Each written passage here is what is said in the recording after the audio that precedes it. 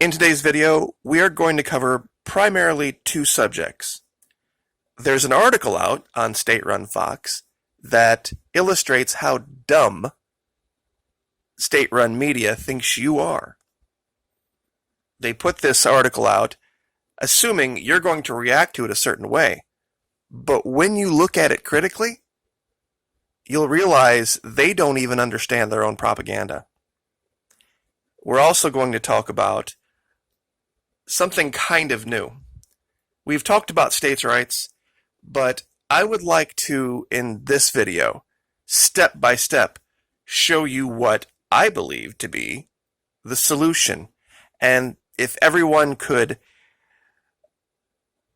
mentally do the exercise of what's really going on in politics, I think everyone could see it and everyone could participate. So, without any further delay, the article first. Russia withdraws key defense advisors' support to Maduro seen as major setback. Okay, so this is a story basically about this defense contractor, Rostec, that had entered into an agreement with Nicolas Maduro to provide training. They did. They provided training, and now they're wrapping things up. That's pretty much what's happened. But the spin, of course, is that, well, now even Russia sees that Nicolas Maduro is this hopeless sad sack and he can't pay his bills and blah, blah, blah, blah, blah, blah, blah.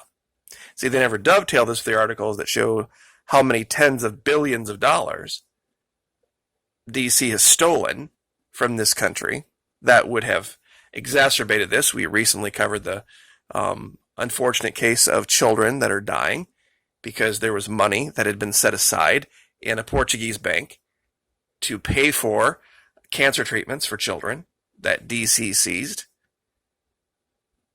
They never dovetail the two, so they just assume you're going to read this and go, see, this is it, this is the beginning. So one of the biggest detracting arguments that I ever received was that, well, even if we believe everything you say about Venezuela, Maki, we just can't let Russia get a foothold. Well, they're leaving.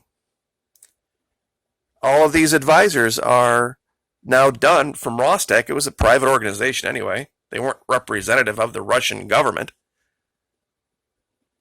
And they're leaving.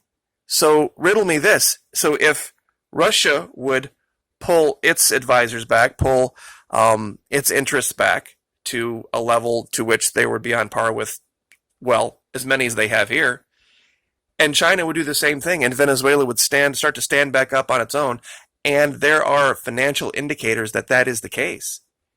What argument would DC have then?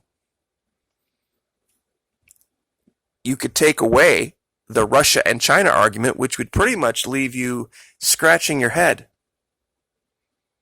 Now, that's how dumb state-run media thinks you are, that you won't be able to make that mental leap to realize that, I wonder how this can possibly be. Why would Russia be doing this?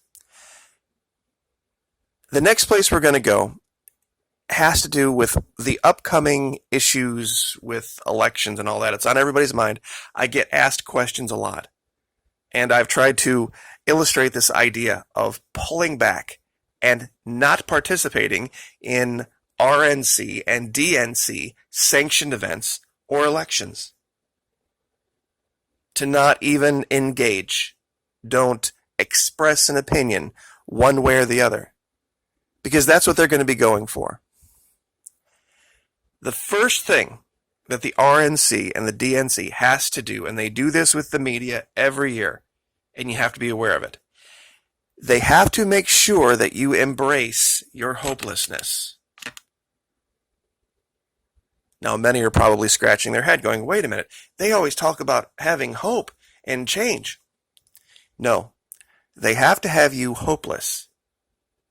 They have to have you resigned to the idea that your only choices are them.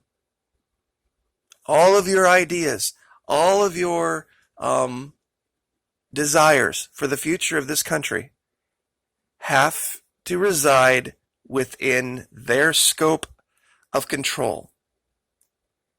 You either have to be this or you have to be that, otherwise you're irrelevant. That's the first thing they have to have you believe. And that there can be no other worse crime than you not expressing your support for left wing or right wing.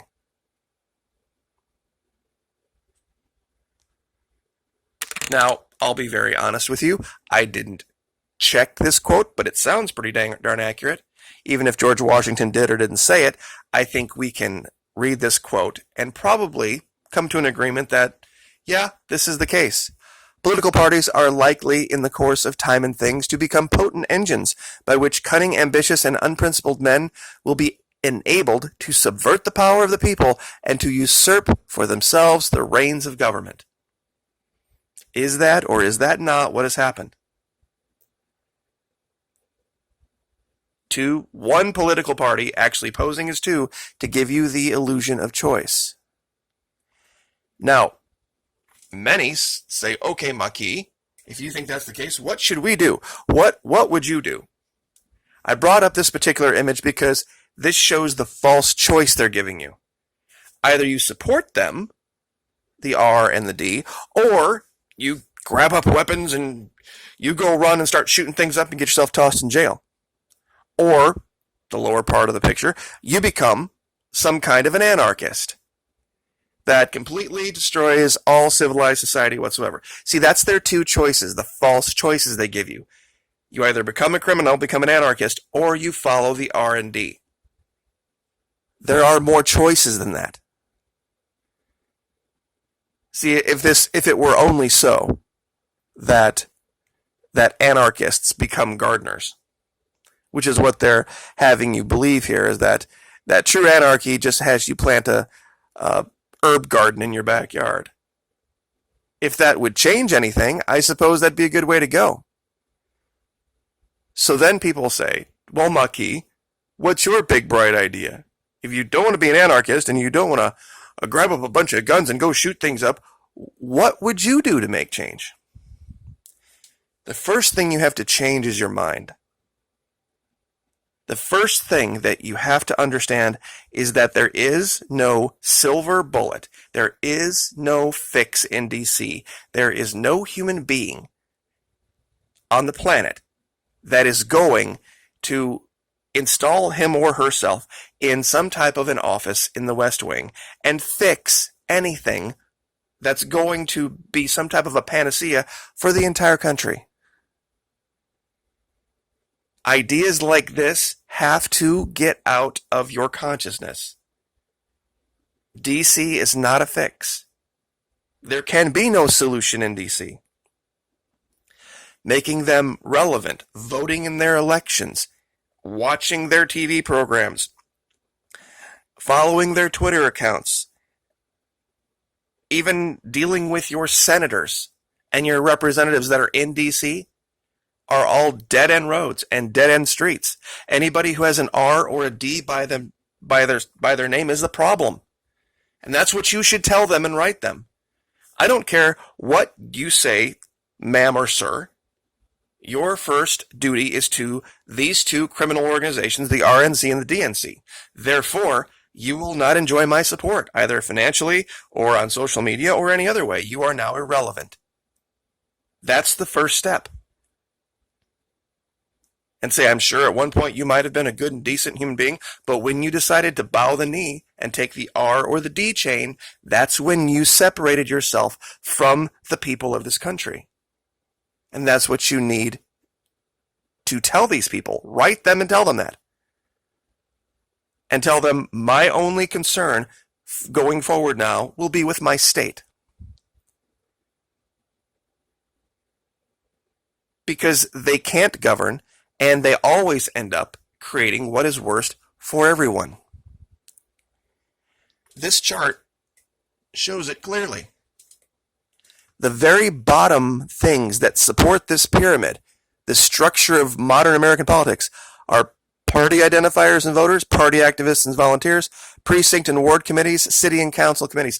You start taking control of these things down here at the bottom and excising the R and the D, you watch how fast they collapse.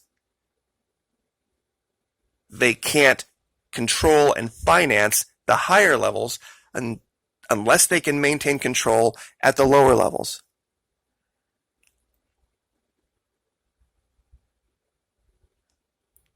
I don't think I have to convince anyone of how similar, especially now, given the current leadership and everything that's going on with abortion and gun rights and all this. I just brought up these charts just to give people a generalized idea. You can always pause it if you don't have time to read everything that I'm showing. But it's important that people understand how much money is involved here, and that we do have the power, we do have the ability to retake these United States. But people of California, God bless you, but if the people of Missouri and Alabama and Tennessee want to ban abortion, it's none of your damn business. There ain't no walls around those states. People don't like it, they can leave. And honestly, people of Tennessee, people of Alabama, people of Missouri, if California wants to let immigrants just run riot through their state, none of your damn business either. You deal with your backyard. You fix your state the way that you want it fixed. And keep everybody else out of it. Good fences make good neighbors. And if you want to go visit California, if it's become too much of a risk, write the governor of California and say, you know what, my family and I really wanted to visit Big Sur, or we really wanted to go see the missions, or something else in California. But, you know, from what we're seeing, your state's gotten pretty dangerous. So we're going to take our tourist dollars and we're going to go to Florida this year. You know, California, Hollywood is doing that with this whole thing where they're not going to shoot the TV shows or movies or whatever in states like Alabama or Missouri or any of these other states. So they're speaking with their dollars. Wonderful. Speak to each other with your dollars. Write governors. Write mayors. Keep DC the hell out of it. It's none of their business. And let that be something that we carry over into this next election season. Stop tweeting about it. Keep it off your Facebook. Who cares what this person thinks or that person thinks about this, that, or the other? The only people that should care about what Tulsi Gabbard thinks is people of Hawaii. Period. Ocasio-Cortez is from New York. Let New York deal with her.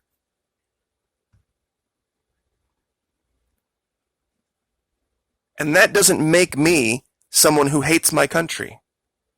It makes me someone who sees particular individuals and organizations who have subverted the freedom of our country as the enemy. We, the people, are the rightful masters of both Congress and the courts, not to overthrow the Constitution or to divide our country, but to overthrow the men who pervert the Constitution. Returning to these United States is our fix.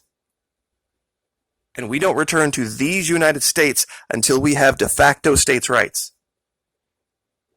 Until the R and the D realize how hopeless it is to attempt to engage in any type of a national election type of activity. There is no national election provided for in our Constitution. We have 50 individual state elections. And those are just suggestions that go to the Electoral College. And many people don't like that, but the point of that was that that office in the West Wing was never meant to have the level of power or influence that it does over daily life. The most important person in your life should be your local city council people, your local mayors, county government, next up state. That should be just about where it ends. And I'll tell you what, if you could get your governors on board with this, they would definitely be on board with it. We're seeing it all over this country in different paradigms where state governors, Texas specifically, are standing up to DC and saying, you know what, enough, done. We are the people of this state. We will decide what is good for the people of our state. Don't think for 1 minute. The people of Alabama and the people of Missouri spoke when it came to abortion. I know a lot of women out there don't like me because of this, tough. Because those people that were in the government that made those decisions, they stood for state elections. They didn't just put themselves into that position of power. The people of that state put those people into that position, and those people didn't hide their beliefs about that particular activity. So if you're in that state and you don't like it, leave. We got 50. And there are plenty of states that will have abortions all day long. I personally think it's aberrant. But as a citizen of the state of Florida, I would never tell a citizen of the state of Michigan that they should believe as I do. Let the people of that state decide. And then we can have a country that is diverse in thought. Diverse and we'll stop thinking about people in terms of gender or people in terms of color. We'll think about people in the terms that we find in the arena of ideas. Try being anti-death penalty and pro-life at the same time. That will definitely get you kicked out of the RNC and or DNC, depending on where you're at. At 17 minutes, I'll leave it there. But real quick, these people are the enemy. They need to have you be hopeless. The parties are just engines for corruption.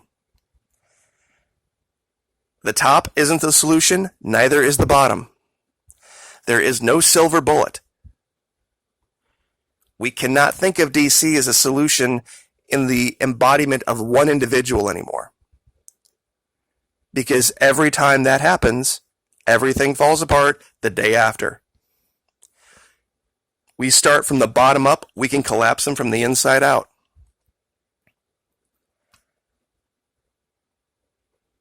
And that doesn't make you anti-American. Like, share, subscribe.